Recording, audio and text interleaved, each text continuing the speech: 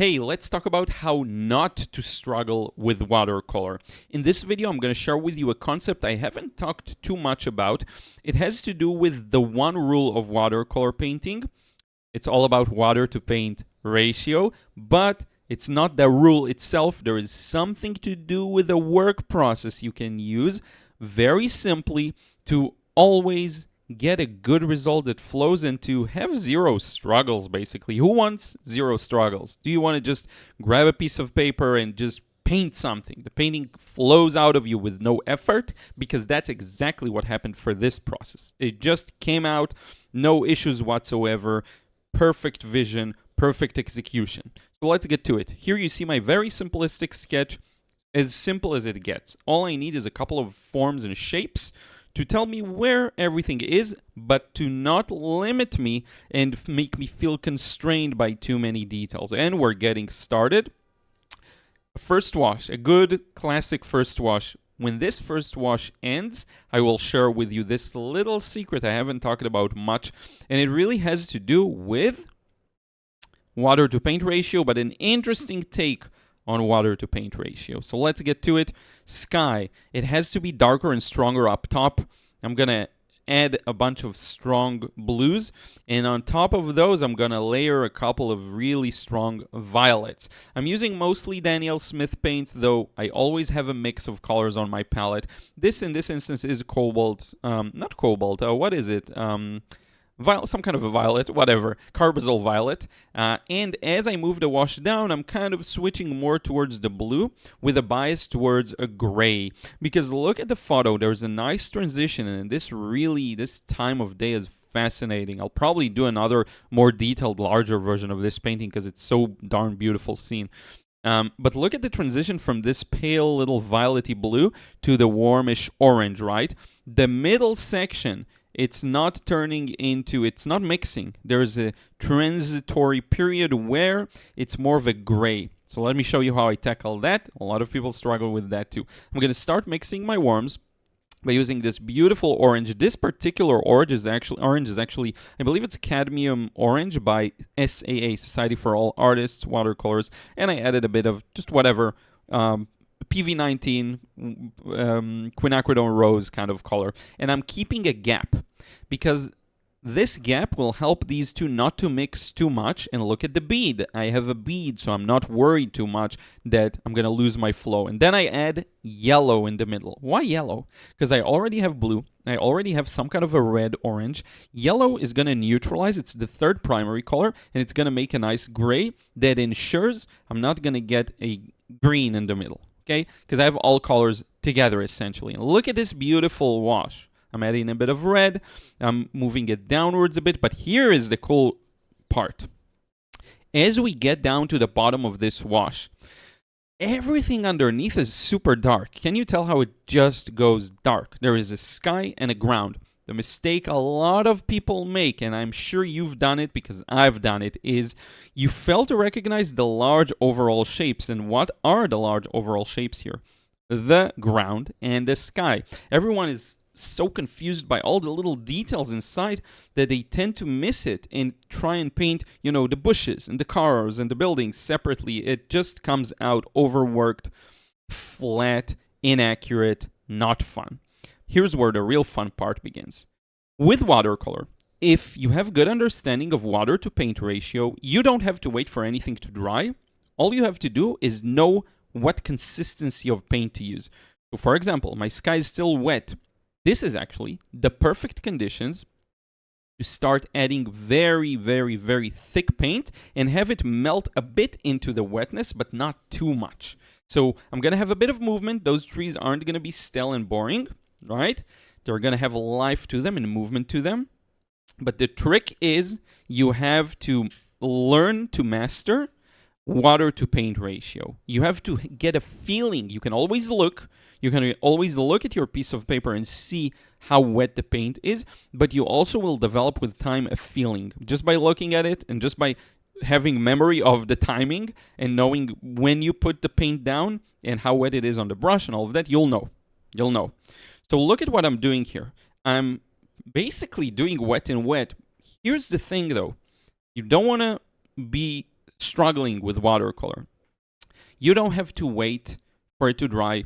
You don't have to paint individual elements separately. What you need to do is master water to paint ratio, because this will allow you to paint anything, anywhere on your piece of paper, and be able to paint it no matter how wet or dry it is, because you are a master of water to paint ratio. You know what consistency of pigment and water to have on your brush to get the result you want on paper. That's all it's about. Now I'm going to continuously show you it with this process. This left side starting to dry, right? There are a few loose edges, but mostly it's dry. So I'm using that to get the nice little texture of the leaves and some gaps to show the sky through the trees.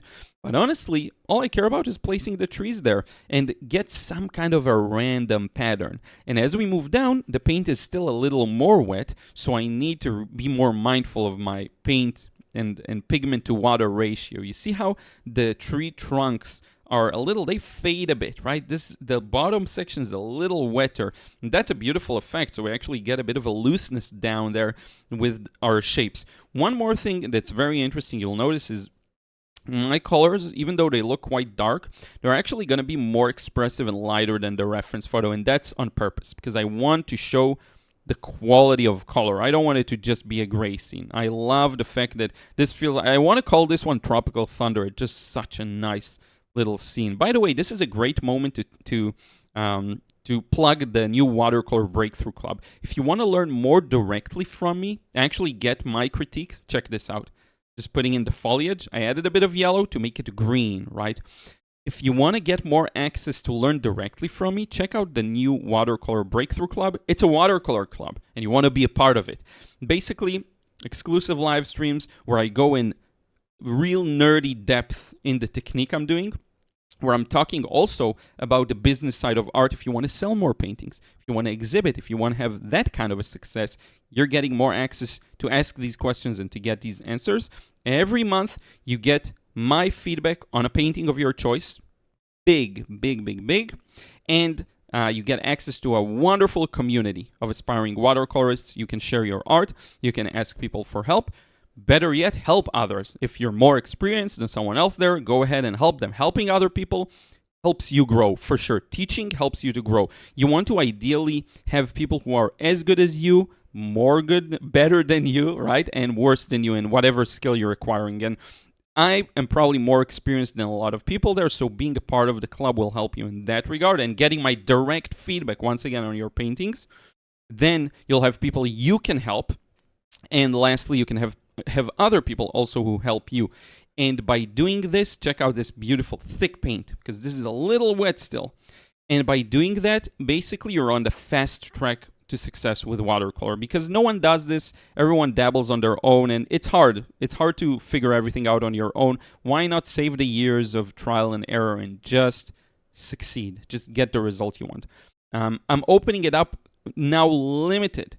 It's an early bird pricing just for people who already follow me or are already familiar with me, people who I know will be good for the community. Special price that once I launch in about 2.5, 3 weeks will never, ever, ever return. Okay, so if you want to get in for the best price ever, go ahead, check it out. I'm going to put a link below. Become a part of the club. Stop struggling on your own. Help me help you find your way.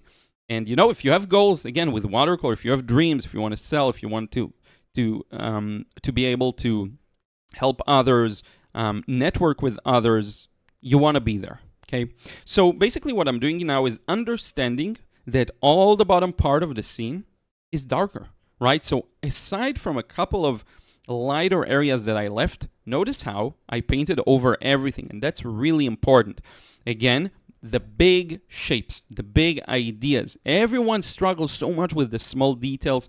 You end up just not capturing the whole picture. If I zoom out of your painting and I can't tell what I'm looking at, that's a problem, because it's unclear. It's not a problem if that's the look you're aiming for. It's not a problem if you're doing an abstract, but if you're trying to do this and I zoom out and I can't tell what am I looking at, that's a problem. The shapes aren't clear enough. That's something you want to look into.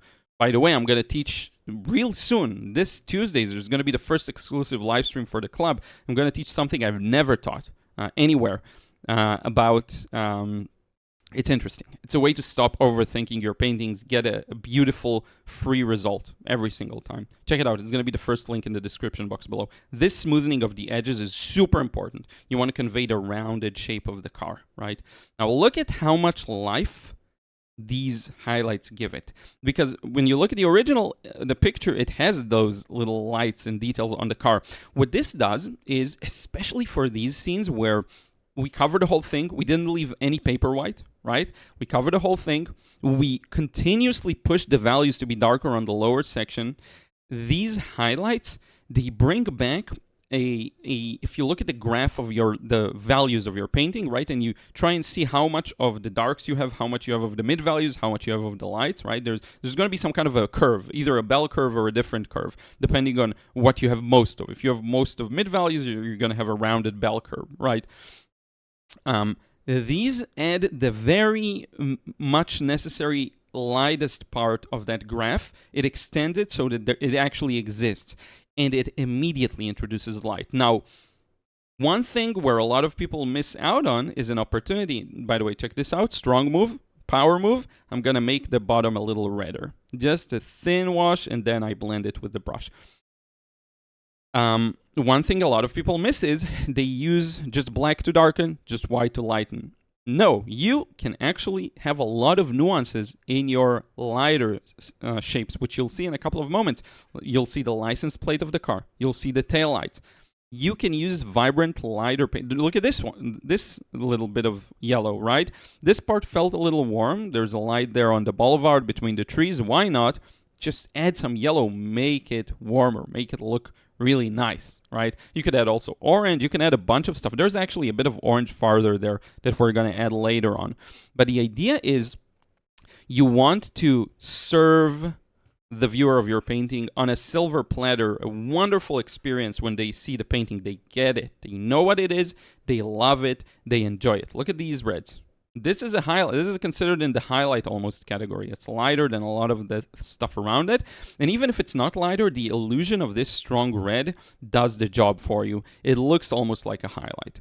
Adding some stars to the sky. I wasn't even planning on doing it, but it just called for it, you know? When you have everything darker than the paper white, it just gives you so many opportunities to add these little elements of beauty. Look at the license plate. A bit of that orange right there. And to control the edge, come back with a piece of damp paper or just dry paper, you smoothen it out a bit.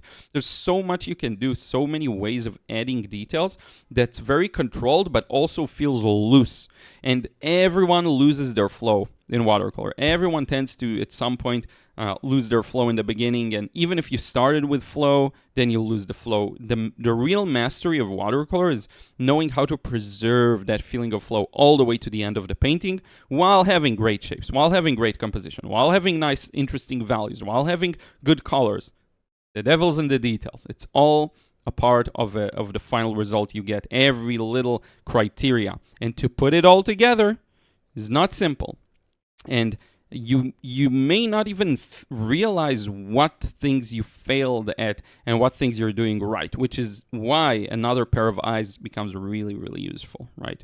If you can get that external help, it really helps. So let's do something we haven't done in a while now. Let's remove the tape of all sides and we get a nice little border. Even though I'm a big fan of now just painting all the way to the border, the only reason I left the tape here is because I wanted to control the angle very easily while the paper is stuck to the board. That's the only reason. Let me show you the final scan here. I think this one ended up looking wonderful. And this is by the way the more accurate colors. Look at the trees in the top right corner, how smoothly they were just placed in there, right? I love that. That's the kind of thing I really, really enjoy.